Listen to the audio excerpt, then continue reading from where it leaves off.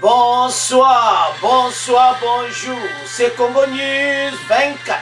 Bande Konanga, comme toujours, avant de commencer notre émission, nous disons merci à Dieu. Nous disons merci à nos chers abonnés et téléspectateurs qui nous suivent partout dans le monde et en RDC. Bande Konanga, soyez les bienvenus dans l'émission Nabiso, autre sur l'ensemble, la situation politique en République démocratique du Congo. À la une, on va commencer cette émission Bande Konanga avec décision Oyekoye na Conseil de sécurité de l'Union. Bande Koza somme sur Oyo et Salabaki na Est, décision contre les rebelles M23 et ses amis. Tokoyoka, message wana Tokoyoka Bintou Keïta, Tokoyoka Martha Fo, en direct à Conseil de sécurité de l'Union. Alors, Toko développe moi ça. Deuxième point, Bande Konanga, Oyo Balubaka et Yindi. Finalement, le chef de l'État vient de décider 4 officiers de l'armée révoqués. Et ça y a Koyinda et c'est Yindi parce que Oyesa, Tolobaki Chafaki, assainissement de l'armée. Yangwane Bandi. Fachi.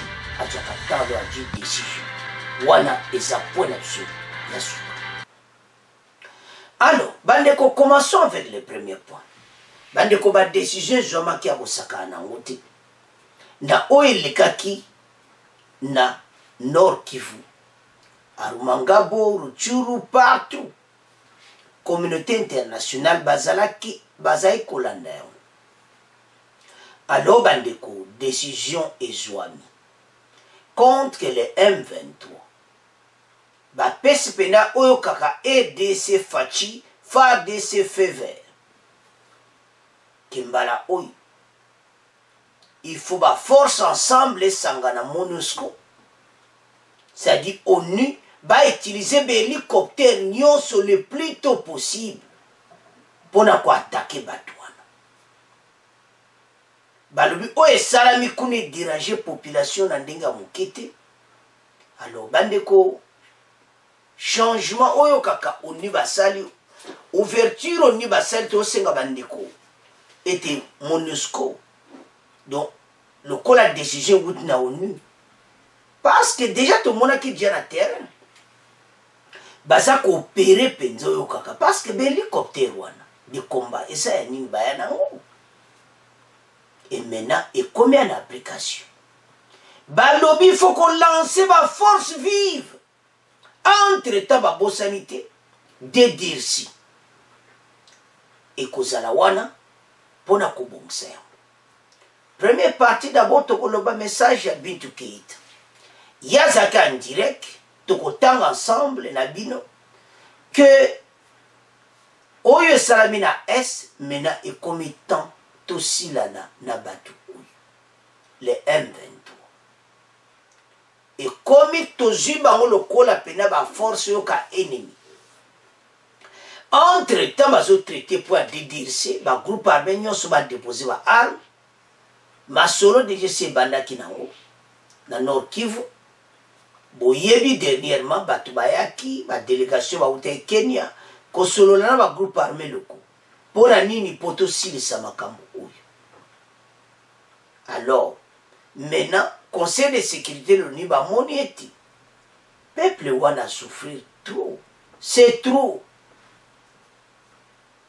Donc, oye salami bandeko. Ezo sala pasi pe mawa. Alors, Bintou Keïta azalaki yemoko en direct du Conseil de sécurité de l'ONU. Après, aeko sala conférence de presse. Alors maintenant, MONUSCO bozwa ba arme nyonso biloko toto zanango a dû faire vers la Conseil de sécurité. M23 a commis un danger comme ADF. Ba attaquer bango na ndenga muketi. Biloko banako koya kuuta likolo dozo koya likolo na bango. Alors bandeko baza na problème très très sérieux pour le moment. toyebisa bino ke makambo oyo tokokoma na point nango. Bandeko na biso à l'est ont beaucoup souffert. Il faut makambo mpe esila. Mais lokola FARDC maintenant Conseil de sécurité bakomi nsima na biso parce oyo esalami epa na biso bango mpe baotala te bauti koappuye oyo elekaki na Ukraine et tout ça baotala mpe mais comment EDC mpe tala situation bazwi baluki epa mosusu te oyo bazalaka nango sikoyo toye komona ke MONUSCO azalaka mpena biloko ya kitoko boabombela yango mpo na nini. Maintenant balobi bareplike alobi yango bokoyoka bahélicoptère nyonso baaplike yango en force contre bagroupe oyo babengi rebelle M23 na barwanda oyo baza nsima na bango etali bome bango na batangi Rwanda te bango balobi clairement les rebelles M23. Donc voici sikoyo amiyebela so aza na kati amiyebelaki. Maintenant force à MONUSCO hélicoptère de combat et comme en marche et kotambola kobeta biloko ya likolo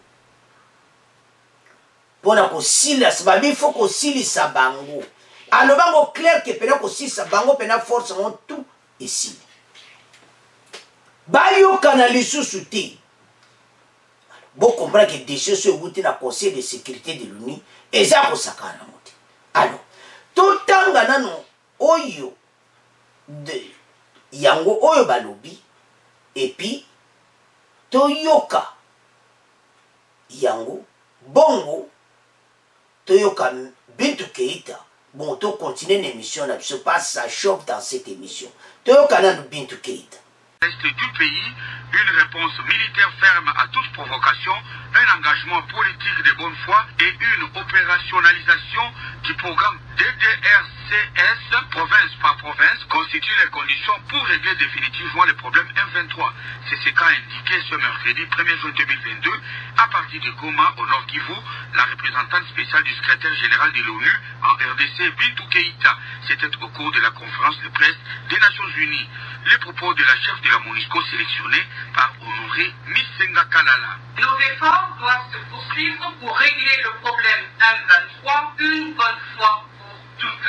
Cela passe par une réponse militaire ferme à toute provocation ou attaque. La MONUSCO a utilisé tous ses moyens, y compris ses hélicoptères, pour riposter aux attaques lancées contre elle et soutenir l'armée congolaise. Deuxièmement, une réponse politique où chacun s'engage de bonne foi. Les pays de la région ont créé eux-mêmes, notamment le mécanisme conjoint de vérification élargie, chargé de surveiller et de mener des enquêtes sur les incidents de sécurité dans la région des Grands Lacs. Enfin, la réémergence du M23 nous rappelle douloureusement l'urgence absolue de lancer l'opérationnalisation du programme du DRCS province par province. Alors, la décision Conseil de sécurité de l'ONU contre les rebelles M23. Awa, tokosola nano ya ndenge Martha Fob o ya Conseil de sécurité le to banan na Bintou Keïta. Parce que bateau yo M23 babana makambo yo déjà kala après bati après bazongela en force baju ba arme baju biloko ebele po ba attaquer mboka na biso. Maintenant mibeko nde tolandi wana mibeko ko makasi ya kosakana te so mon conseil de sécurité ba décider c'est-à-dire la situation ils ont comme à niveau mosusu anto ebisa bandeko ete gouvernement oyo tozana ngo bazo sala fort na nyonso na koyede FARDC yango chaque fois totombola ka bavana biso bendele koyati. Maintenant lokola makambo comme international ONU yewana bolandi Conseil de sécurité de l'ONU mwasi wana Bintou Keïta en direct à l'obina bango.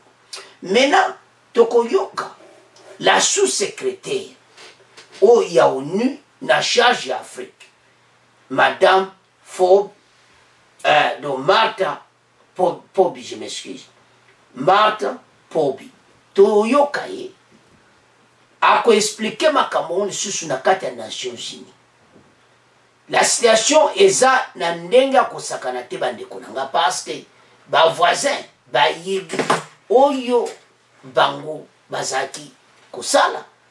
Alors sikoyo tokoyoka ye ako expliquer très bien, mais avant ça comme d'habitude totanga nano ensemble bongo to continuer mission na biso. Boyoka décision na conseil de sécurité. La résurgence du M23 constitue une menace pour la paix, estime l'ONU. La sous-secrétaire générale des Nations Unies pour l'Afrique, Martha Pobi, a prévenu mardi 31 mai 2022 le Conseil de sécurité que la récente résurgence du groupe armé M23 dans l'est de la RDC, dans l'est démocratique du Congo, aggravé. Une situation déjà sérieuse et constituée une menace grave pour la paix. Malgré les efforts déployés par le gouvernement congolais pour lutter contre l'insécurité dans l'est de la République démocratique du Congo, la violence des groupes armés a continué de faire payer un lourd tribut à la population civile dans plusieurs territoires, a-t-elle souligné. Bandeko alobi dans plusieurs territoires ne bozomona mwasi wana ke barebelo yo M23 oyo basali etie do insécurité akosakana nango te donc créer penza mais ba féliciter fort au gouvernement biso ba lutter contre l'insécurité parce que tant de sabino botala liboso ezalaka makambo te metale fort fachi asali. Ba Congolais tozo mona conseil de sécurité de l'ONU balobi bazo féliciter yango. Mais malgré les efforts bazo mona te makambo epele ya mabezo sala. Alors, la récente réjouissance du mouvement du 23 mars, connu M23 en particulier et ses actions hostiles contre les forces armées congolaises et les casques bleus de la MONUSCO au Nord Kivu, aggrave une situation déjà sérieuse. Elle constitue une menace grave pour la paix, la sécurité, la stabilité dans la région. Wana Mwasiwana. Otokan Boswezaki Bintou Keita. Oboye à partir de EDC, na visioconférence de Bozo Monawana. Et maintenant, Mwasyo Alubi. Bandeko, l'heure est grave. Le Kolabato Bakumba Juma Kambo sur lui. Alors, Toyoka, Martha Pobi, Bongo, to continue mission là-dessus. Après les efforts consentis ce jour-ci par le gouvernement congolais pour mettre fin à l'insécurité, les violences des groupes armés se poursuivent dans l'est du pays. Déclaration faite hier à New York par la sous-secrétaire générale des Nations Unies pour l'Afrique devant les membres du Conseil de sécurité. Le Conseil a examiné la situation après l'attaque de rebelles du M23 comme contre les FARDC et les casques bleus de la MONUSCO. Madame Martha Pobi parlait d'une menace grave pour la paix et la stabilité de la région. Elle est au micro de Jérôme Bernard de la radio des Nations Unies à New York. Malgré les efforts déployés par le gouvernement de la République démocratique du Congo pour lutter contre l'insécurité dans l'est du pays, la violence des groupes armés a continué de faire payer un lourd tribut à la population civile dans plusieurs territoires de province. La récente résurgence du mouvement du 23 mars connu comme M23 en particulier, et ses actions hostiles contre les forces armées congolaises et les casques bleus de la MONUSCO au Nord Kivu aggravent une situation déjà sérieuse. Elle continue une menace grave pour la paix, la sécurité et la stabilité dans la région. Alors, bande konanga tolandi biso nyonso Martha Pobi. Makambu eza grave. Situation est commis pena que balobi ke oyezo salama pour le moment eza malamuti. Ezo déranger population na ndenga mokete. Population na biso bazo déplacer en masse. Ndeto lobawa na bakango bakendeki batondi ebele. Banba député non Kivu baza ko senga na gouvernement ko aider et tout ça. Donc gouvernement va ça l'effort. Mais bandeko, et ça passe. Ce n'est pas possible.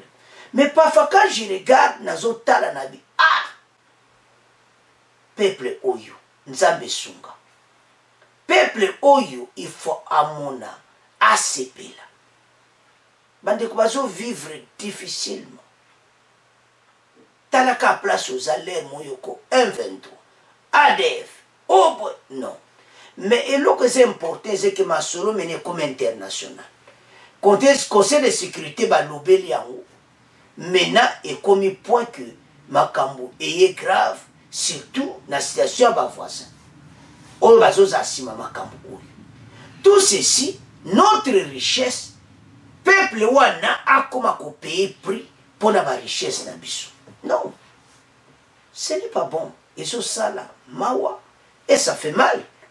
Mais tant que le gouvernement soit ça le fort à bouillir, oh you met conseil de sécurité ba moni et comme étant biso nyonso parce que bango ba lobby action pe salam bango peso ba lobby biso moko ndeto teli armée moko makasi chef d'état-major appelle ça que message na force armée alobi au 15 cm mboka na biso kolongwa message wana eza partout Congolais nyonso place aux atelema. Au lieu qu'on l'exalaire na makamou boye koloba n'importe quoi na pays na yomoko. Tellement lobela po na makambu oyo. Parce que communauté internationale ba yebi. O esalamaki na l'est Ukraine balani bango bake ko ede mbango na makambu ebele. Mais biso eza tampi ba ede biso to combattre monguna o. Mais message à moi qui est directement na MONUSCO.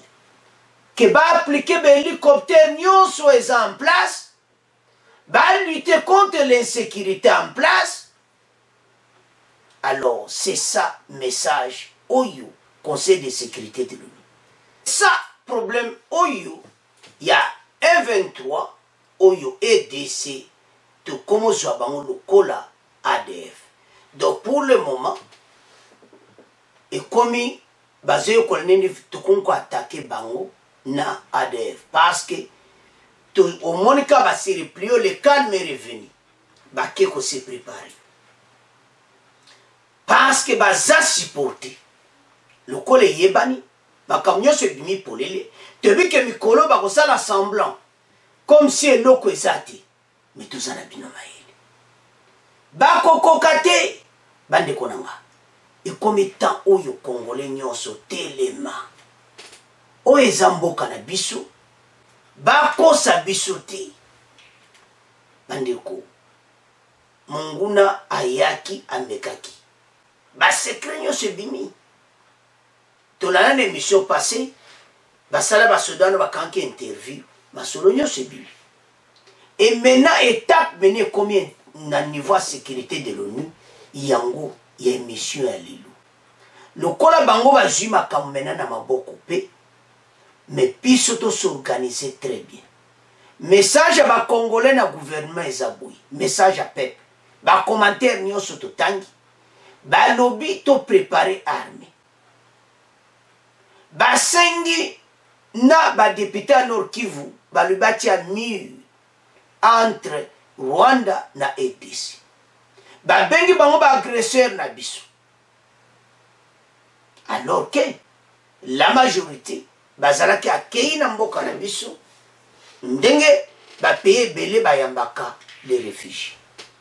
Bandeko situation oyo ebele bazo monango c'est-à-dire to biso nyonso tozakolo ba balkanisation mais yango balinga bamekati na bisiko pena to kende to meka to boto la pena lisusu Rumangabo après Rumangabo to boto likoma parce que za musikati bayena Rumangabo terrain vide parce que ba évacuer la population alors ba jubilo kona ba FARDC baza bien organisé to féliciter armée bandiko to tika koloba oyo wana parce que peuple wana waza na Nord Kivu balanda ka bémission loba makamundenge ezali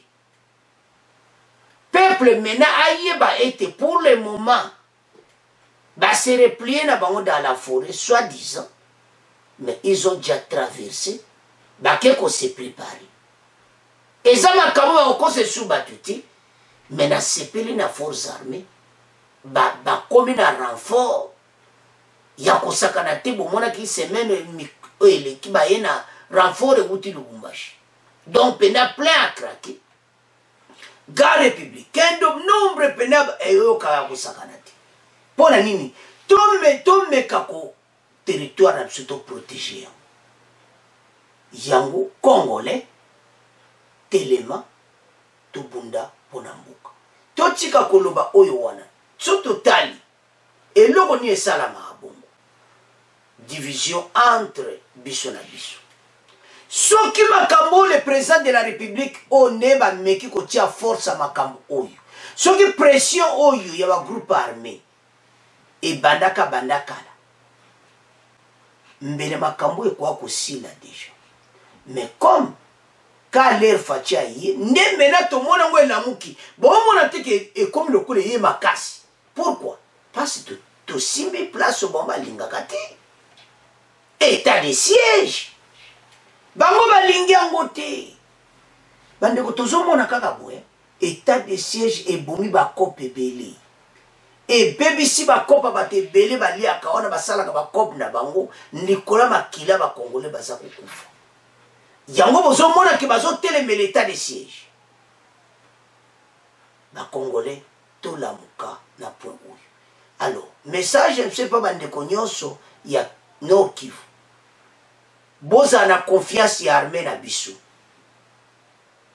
Bokoye bango to oke na point oyo, point na biso ya suka. Point wana eza grave. Mibeko koi. Assainissement de l'armée. Boza na confiance ya armée na biso po fachi aza ko veye nango. Et puis, tobani komona ba fruit nango. Alors, directement, tokende na deuxième point. Bandeko, deuxième point est à somme. Le président de la République vient de révoquer, révoquer 4 officiers. Message zoba congolais ba pesa kabanda kala. Armée na biso etondi batu boye boye bawana baza bande ko na biso te yango tozo zwaka ba défaite makambo ebele toza na présence à sage. D'abord amemaki dossier wana avant même ordonnance au batangi na RTNC. J'espère que vous avez déjà balandaki. Batangaki yango lelo na RTNC. Mais Fachi c'était depuis le conseil des ministres badisitaki yango. Batangi bango. Batangi bakombo na bango. Fachi awe bon. Bango voici ba preuve. Balaxi ba preuve. Révoqué. Makambo ebele na o ezoleka na est eza problème ya trahison ezak makasi. Yango bandeko ba congolais tala mboka eza na direction ya bien. Moto ya kokosa bisuti. Toza na direction ya malamu. Ezo senga biso nyonso tozala sima ya gouvernement. Potolunga monguna oyo atelemeli biso. Bazai kubata mabanda kala. Balata bakazaka o mweto mona bango ezati. Nazana ka congolais me na kati ya masolo toazane ka congolais me. Tuzomona ba défaite. Yango to senga na gouvernement tanga ba commentaire ba peuple ba komaka. Makambo oyo peuple ba komaka. Yango yo esalami. Maintenant 4 officiers wana clairement bandeko ete situation na bango ndenge baza wana ezomona clairement ete masolo na bango esili révoqué de l'armée. Bandeko tant balobi révoqué de l'armée esili peuple on a lobaka l'air nyonso président de la République président de Talal Kambo peuple a lobaka l'air nyonso na ba commentaire. Dernièrement Denis Mukwege alobi que l'assainissement de l'armée pour armée comme armée momakasi tozala président oyo akedaka malembe mais tant azwaka décision ezaba vraie décision yango oyo ekui mais totanga ensemble pour to progresser na émission na biso.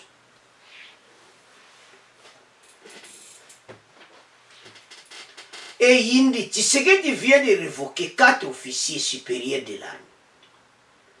Le président de la République révoque 4 officiers de l'armée.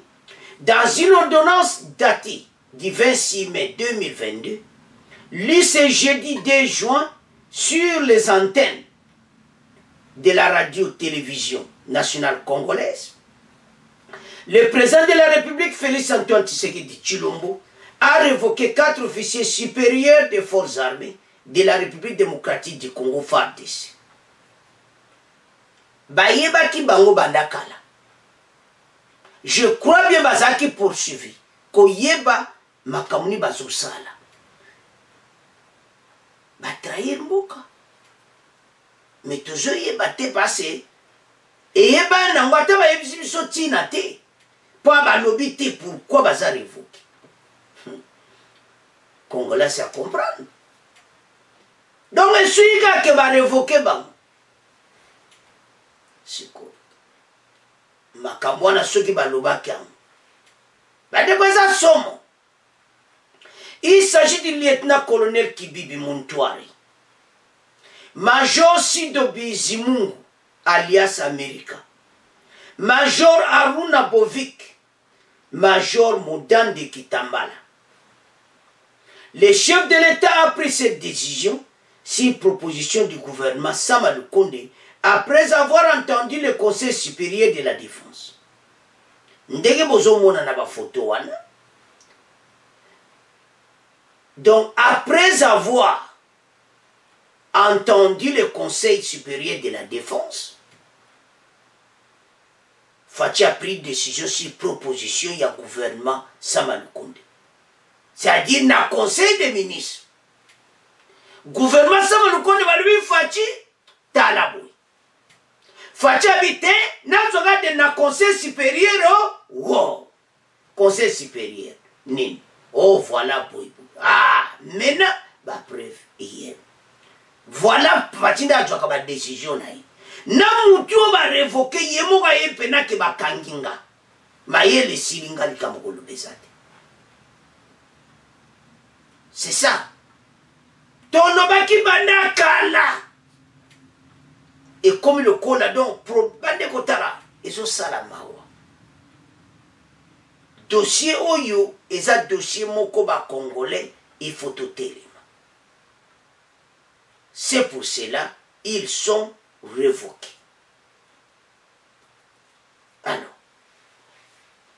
tout qui ne se développe ensemble après kotanga, ndeto utotanga biso nyonso tomeka ko disté yango parce que na photo wana bozomona ministre ya défense wana après conseil supérieur masolo na Fachi. Alors Fachi akepe na conseil des ministres oh. Na conseil du ministre bavandi batali babio mobulu ezalia.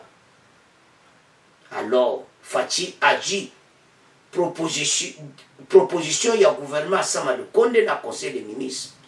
Agit proposition il y a conseil supérieur. À boire qui décision le colamès.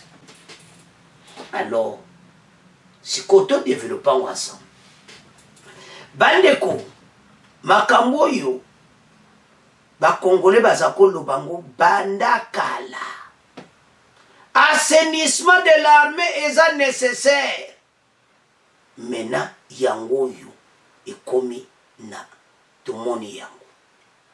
Bande ko situation eza pena mobulu.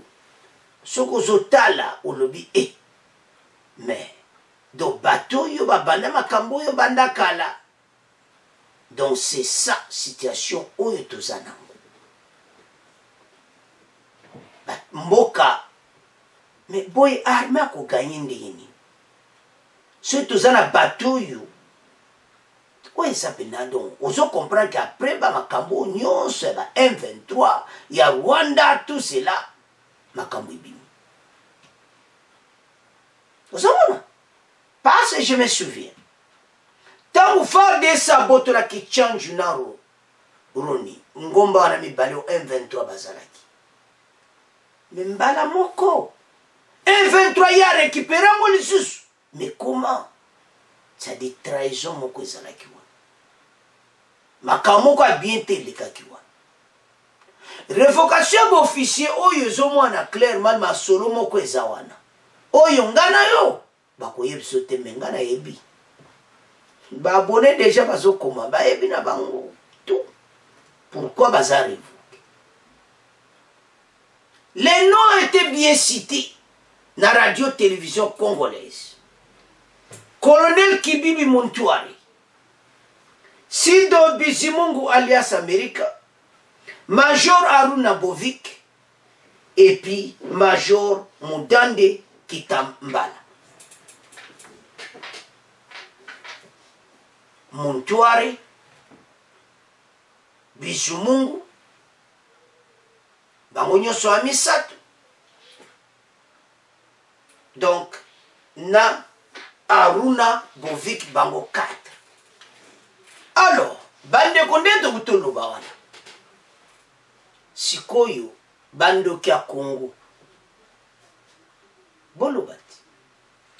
Bando kia Congo le nyonso facha sake logote. Azo mona ba officier supérieur bazo sama be facha sake logote. Sikoto bolo bati. Bomonde bosuki. Bando kia Congo bolo baka mingi.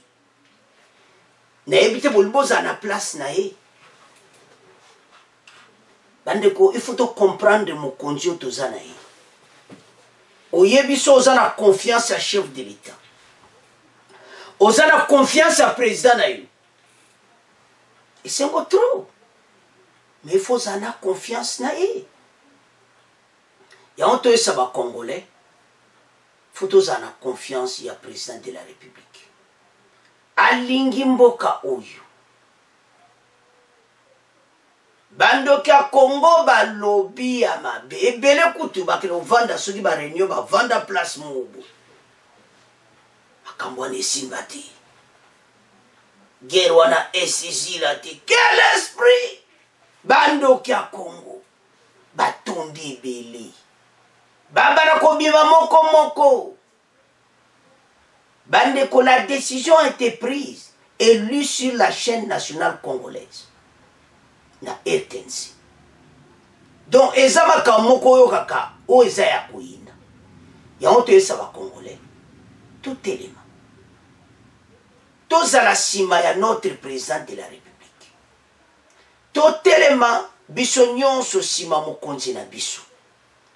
Tolinga mboka. Parce que Fachi a travaillé pour l'intérêt de la nation. Ba critique wana nshikoyato la neke église catholique ba critique au sakanate. Mais bazo bossa te be fort oyo présence à kosala. Tozala qui inondé partout. Ben filtrer tout ce qui s'était passé. Mené comme il era ba décision. Sikoyo ndeko Congolosa na Sud Kivu, na Nord Kivu. Partout na RDC place ba souffrance ezali. Mokonza mboka zo sale fort pona mboka. Okolia na yo. Okonza nyonso bomengo biloko ebele. Soki sécurité ezati biloko na olia pangote. Nous avons besoin d'abord de sécurité. Soki makambo est sili. gouvernement oyo baza na volonté ya mboka so otali ebele ba projet etondi na mesa ya premier ministre Sama Lukonde so otali lista bainvestisseur baza koinvestir na EDC pays oyo eza na avenir. Mais on a un problème. La situation à l'est est un complot extérieur et intérieur. Mais il faut faire balayer intérieur et armée. Pourquoi qu'il y a un conseil des ministres? Ba ministre peut ba lobby. Ba tiongi na conseil de sécurité. Bango pe ya l'état na biso. Conseil supérieur na biso. C'est-à-dire qu'on est à ministre de défense, ba généraux, ba ane, bateau, nyonso, bateau de sécurité na mboka. Et mon année était 4 officiers supérieurs. Bazala révoqué. Yango, ba Congolais, place aux alliés tellement pour Namboka. Et ça tente baya ba lobana yo boyno, ba kosayo. Pays oyo eza pays na biso.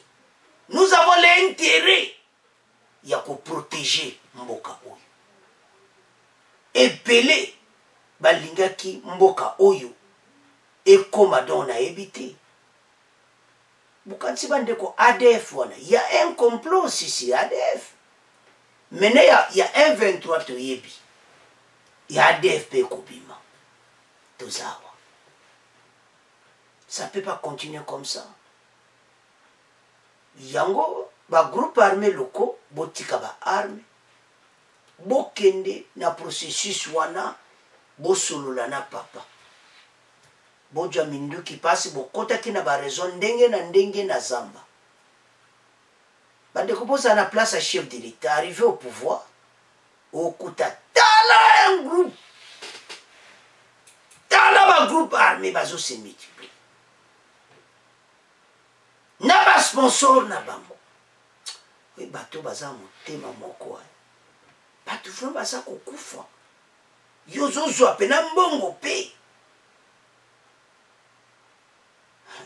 Makila ba Congolais. Oyo ba kufi ekoya na mitu na bango. Ezo sala mawa mais tango facha zo sala boy. Bandoka Congo pe balalité. Bazo sepela te. Ah, fachi je crois comprendre bato. Aye ba na ye. Mais ya za mutabongo te, ya zwa ba décision na ye propre. Sans erreur. Na yo mutu ba zelo décision, o mona peno meme kulu sur le kola mutu na donc ezo na ça clairement que ba pesio révocation pour A na B C D E F. Ba tangelo peno ba chiffre yango. Si wotango zo me mona mutu, tango za révoquer. Yo mo kwa mutu ne kulusu na yo olobi facha moni makamu yo soma bena salaki ya zelaka mona ba commentaire bo presa kala na sale loko ta tika batio boy atika bango boy ayebi tango bazwa bango. C'est ça un chef. Il faut pèse moto punition, il faut moto ana yeba pona nini ba révoquer. Ezalaza Congolais, ezalaza Congolais. Il faut yeba. Bandeko, nous avons un problème. La nationalité congolaise, moudinyo sonangona maboko. Azana ba droit na ye, alunga aza Congolais, nationalité angona zwa. Mais leba kolanda ba structure. Et landi ne auto yeki ba abonné bo sala recensement. Bande ko boza la kal recensement zango eloko pamba. Alors, bande ko nanga sikoyo to komi ko meka ko discuter on pense que eza pasi soko tali o eleki na est ndenge bande ko na bise bele ba perdre ma vie. Batu musu bazu yango yemo facha zaka kuna lobake comme une mafia. Amona kiango mais azela ki bakanga bato bakangi ebele déjà aneko. Toyoka ki dernièrement na Ituri ba sanctionné belé musu condamné à mort et tout ça.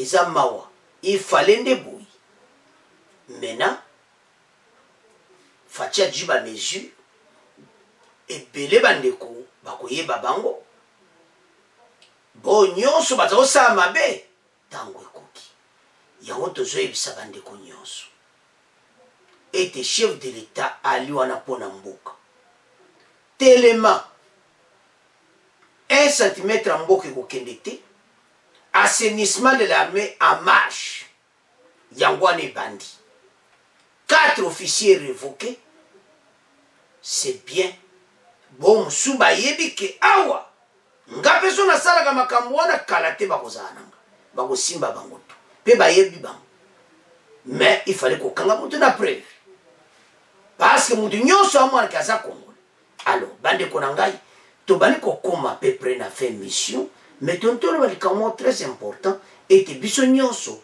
tozala bomoko derrière pays oyo po to avancer monguna azwa ata 1 cm te et puis tozala l'air nyonso to appuyer gouvernement na biso to meka ko soutenir FARDC bendele kwete.